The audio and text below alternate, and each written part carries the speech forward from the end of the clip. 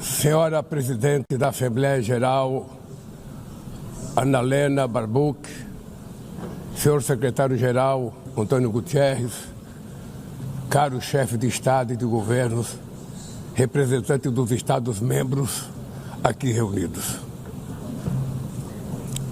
Este deveria ser um momento de celebração das Nações Unidas. Criada no fim da guerra, a ONU simboliza a expressão mais elevada da aspiração pela paz e pela prosperidade. Hoje, contudo, os ideais que inspiraram seus fundadores em São Francisco estão ameaçados como nunca estiveram em toda a sua história. O multilateralismo está diante de nova encruzilhada. A autoridade desta organização está em xeque.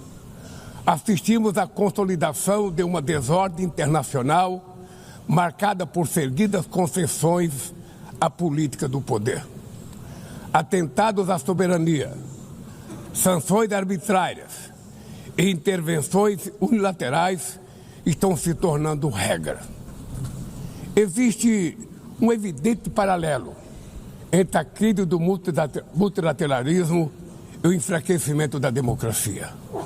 O autoritarismo se fortalece quando nos omitimos frente à arbitrariedade. Quando a sociedade internacional vacila na defesa da paz, da soberania e do direito, as consequências são trágicas. Em todo o mundo, forças antidemocráticas tentam subjugar as instituições e sufocar as liberdades. Cultuam a violência, exalta a ignorância, atuam como milícias físicas e digitais e cerceiam a imprensa. Mesmo sob ataques sem precedentes, o Brasil optou por resistir e defender sua democracia, reconquistada há 40 anos pelo seu povo, depois de 2 décadas de governo ditatoriais. Não há justificativa para as medidas unilaterais e arbitrárias contra as nossas instituições e nossa economia. A agressão contra a independência do Poder Judiciário é inaceitável. Esta ingerência em assuntos internos conta com o auxílio de uma extrema-direita subserviente e saudosa de antigas hegemonias. Falsos patriotas arquitetam e promovem publicamente ações contra o Brasil. Não há pacificação com impunidade. Há poucos dias, e pela primeira vez em 525 anos de nossa história, um ex-chefe de Estado foi condenado por atentar contra o Estado Democrático de Direito. Foi investigado, indiciado e julgado, e responsabilizado pelos seus atos em um processo minucioso. Teve amplo direito de defesa, prerrogativa que as ditaduras negam às suas vítimas. Diante dos olhos do mundo, o Brasil deu um recado a todos os candidatos autocratas e àqueles que os apoiam. Nossa democracia e nossa soberania são inegociáveis. Seguiremos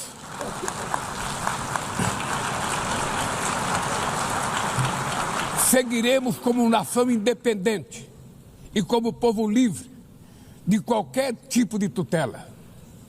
Democracias sólidas vão além do ritual eleitoral. Seu vigor pressupõe a redução das desigualdades, a garantia dos direitos mais elementares, a alimentação, a segurança, o trabalho, a moradia, a educação e a saúde. A democracia falha quando as mulheres ganham menos que os homens ou morrem pelas mãos de parceiros e familiares. Ela perde quando fecha suas portas e culpa migrantes pelas mazelas do mundo. A pobreza é tão inimiga da democracia quanto o extremismo. Por isso, foi com orgulho que recebemos da FAO a confirmação de que o Brasil voltou a sair do mapa da fome este ano de 2025. Mas no mundo, ainda há 670 milhões de pessoas famintas e cerca de 2 bilhões e 300 milhões enfrentam insegurança alimentar. A única guerra que todos podem sair vencedores é a que travamos contra a fome e a pobreza. Esse é o objetivo da Aliança Global que lançamos no G20 e que já conta com o apoio de 103 países.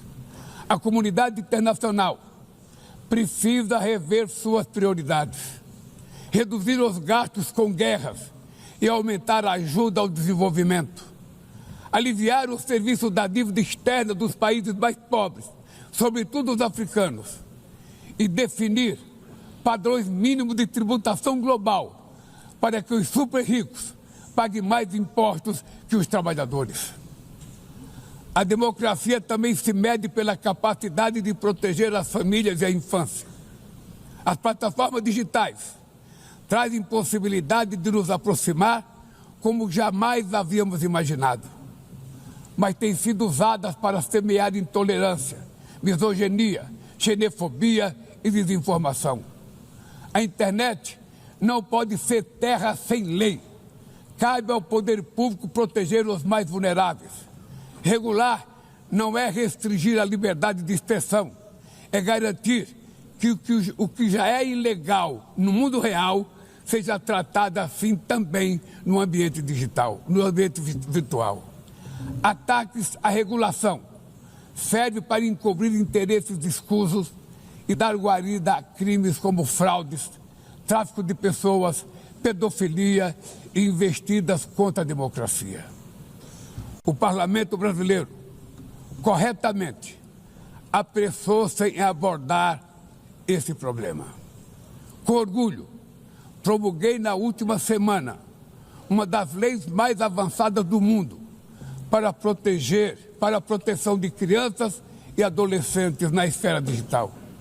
Também enviamos ao Congresso Nacional projeto de lei para fomentar a concorrência nos mercados digitais e para incentivar a instalação de data centers sustentáveis.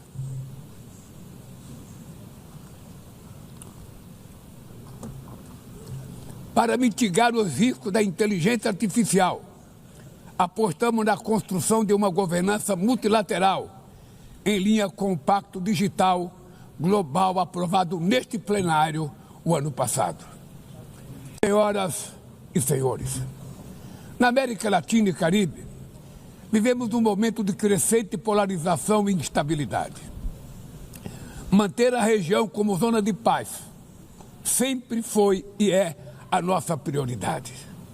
Somos um continente livre de armas de destruição em massa, sem conflitos étnicos ou religiosos. É preocupante a equiparação entre a criminalidade e o terrorismo. A forma mais eficaz de combater o tráfico de drogas é a cooperação para reprimir a lavagem de dinheiro e limitar o comércio de armas. Usar força letal em situações que não constituem conflitos armados equivale a executar pessoas sem julgamento. Outras partes do planeta já testemunharam intervenções que causaram danos maiores do que se pretendia evitar, com graves consequências humanitárias. A via do diálogo não deve estar fechada na Venezuela. O Haiti tem direito a um futuro livre de violência e é inadmissível que Cuba seja listada como país que patrocina o terrorismo. No conflito na Ucrânia,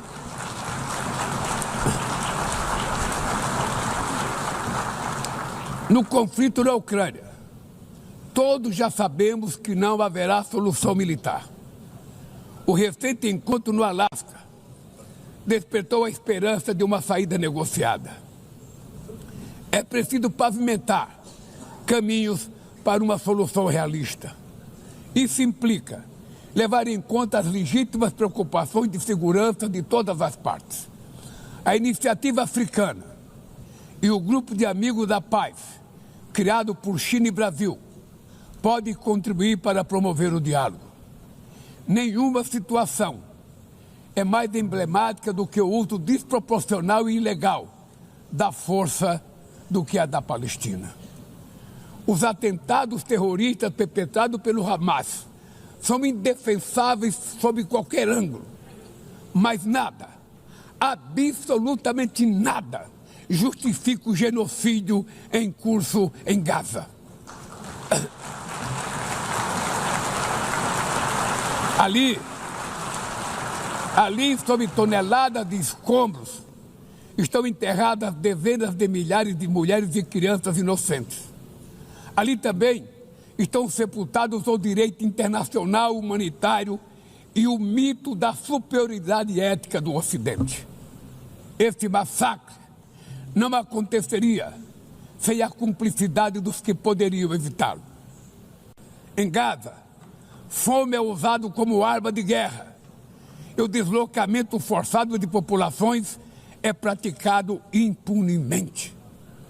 Quero expressar minha admiração aos judeus que, dentro e fora de Israel, se opõem a esta punição coletiva. O povo palestino corre o risco de desaparecer. Só sobreviverá como um Estado independente integrado à comunidade internacional. Esta é a solução defendida por mais de 150 membros da ONU, reafirmada ontem aqui, neste mesmo plenário, mas obstruída por um único veto. É lamentável que o presidente Mahmoud Abbas tenha sido impedido pelo país anfitrião de ocupar a bancada da Palestina nesse momento histórico.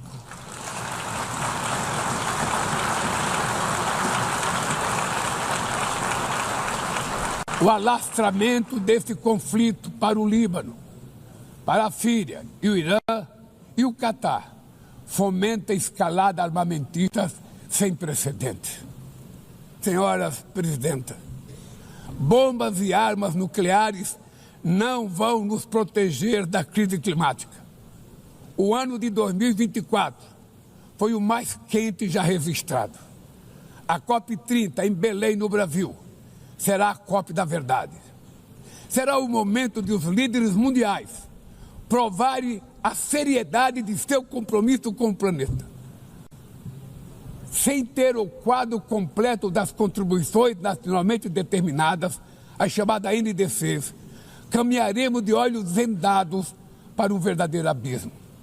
O Brasil se comprometeu a reduzir entre 59% e 67% suas emissões, abrangendo todos os gases de efeito estufa em todos os setores da economia. Nações em desenvolvimento enfrentam a mudança do clima ao mesmo tempo que lutam contra outros desafios. Enquanto isso, países ricos usufruem de padrão de vida obtido às custas de 200 anos de emissões de gases. Exigir maior ambição e maior acesso a recursos e tecnologias não é uma questão de caridade, é apenas uma questão de justiça. A corrida por minerais críticos essenciais para a transição energética não pode reproduzir a lógica predatória que marcou os últimos séculos. Em Belém, o mundo vai conhecer a realidade da Amazônia. O Brasil já reduziu pela metade o desmatamento na região nos 2 últimos anos. Erradicá-lo requer garantia, condições dignas de vida para seus milhões de habitantes. Fomentar o desenvolvimento sustentável é o objetivo do Fundo Florestas Tropicais para Sempre, que o Brasil pretende lançar para remunerar os países que mantêm suas florestas em pé. É chegado o momento de passar da fase da negociação para a etapa da implementação. O mundo deve muito ao regime criado pela Convenção do Clima, mas é necessário trazer o combate à mudança do clima para o coração da ONU, para que ela tenha a atenção que merece. Um conselho vinculado à Assembleia Geral, com força e legitimidade para monitorar compromissos, dará coerência à ação climática. Trata-se de um passo fundamental na direção de uma reforma mais abrangente da organização, que contemple também um Conselho de Segurança ampliado nas duas categorias de seus membros.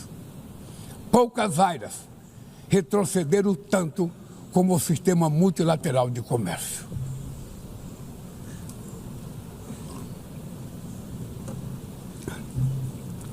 Medidas unilaterais transformam em letra morta princípios basilares como a cláusula de nação mais favorecida.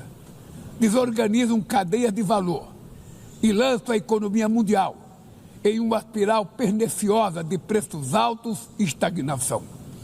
É urgente refundar a OMC em bases modernas e flexíveis. Senhoras e senhores, este ano o mundo perdeu duas personalidades excepcionais. O ex-presidente do Uruguai, Pepe Mujica, e o nosso querido Papa Francisco. Ambos encarnaram como ninguém os melhores valores humanistas. Suas vidas se entrelaçaram com as 8 décadas de existência da ONU. Se ainda estivesse entre nós, provavelmente usariam esta tribuna para lembrar que o autoritarismo, a degradação ambiental e a desigualdade não são inexoráveis. Que os únicos derrotados são os que cruzam os braços resignados. Que podemos vencer os falsos profetas de oligarcas que exploram o medo e monetizam o ódio. E que o amanhã é feito de escolhas diárias e é preciso coragem de agir para transformá-lo. No futuro que o Brasil vislumbra, não há espaço para a reedição de rivalidades ideológicas ou esfera de influência. A confrontação é inevitável. Precisamos de lideranças com clareza de visão, que entendam que a ordem internacional não é um jogo de soma zero. O século XXI será cada vez mais multipolar. Para se manter pacífico, não pode deixar de ser multilateral. O Brasil confere crescente importância à União Europeia, à União Africana, à ASEAN, à CELAC, aos BRICS e ao G20. A voz do Sul global deve ser respeitada e ouvida. A